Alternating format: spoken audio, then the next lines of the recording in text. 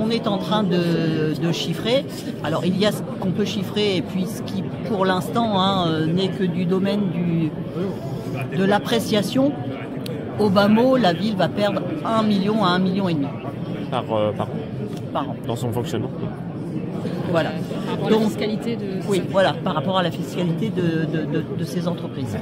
Donc effectivement, ça va avoir un impact direct. Donc nous, notre intention, c'est bien évidemment de ne pas restreindre les services, d'accompagner.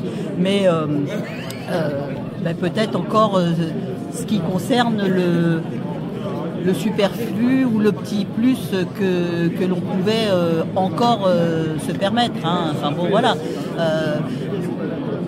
Pour prendre un exemple très concret, on accompagne nos associations, donc bien évidemment on continuera à les accompagner, mais bon, peut-être que les moments festifs ou de convivialité qui étaient réguliers, et bien peut-être que là on sera appelé à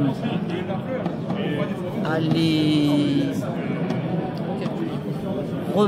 revoir, les recalibrer. Enfin voilà, je pense que c'est important d'accompagner les gens dans leur quotidien. Et puis finalement, oui, voilà, tout ce qui est un petit peu plus extra, on va baisser la voilure. C'est pas notre priorité, mais bien évidemment qu'on a simulé nos pertes fiscales, puisque avec ces pertes-là, c'est autant d'actions qu'on va mettre en place dans la formation professionnelle, dans la construction de locaux, dans la mobilité.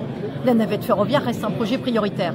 Aujourd'hui, il y a une différence entre l'entité EMCF qui continue à perdurer et les plans cadastraux sur lesquels les unités sont implantées.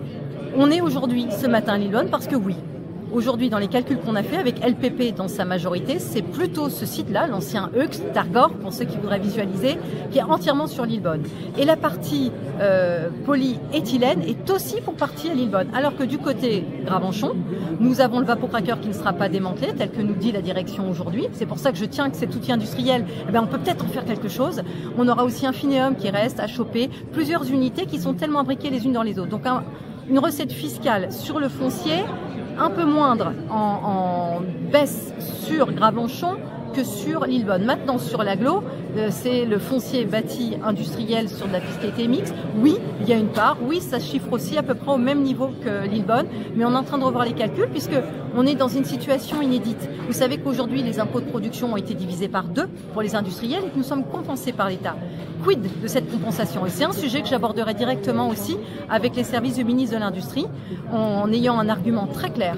Cette compensation était due pour un territoire et si même on réindustrialisait, on n'aurait plus cette somme-là de la part des industriels et il faut bien qu'elle continue à être compensée. On espère faire jurisprudence en la matière.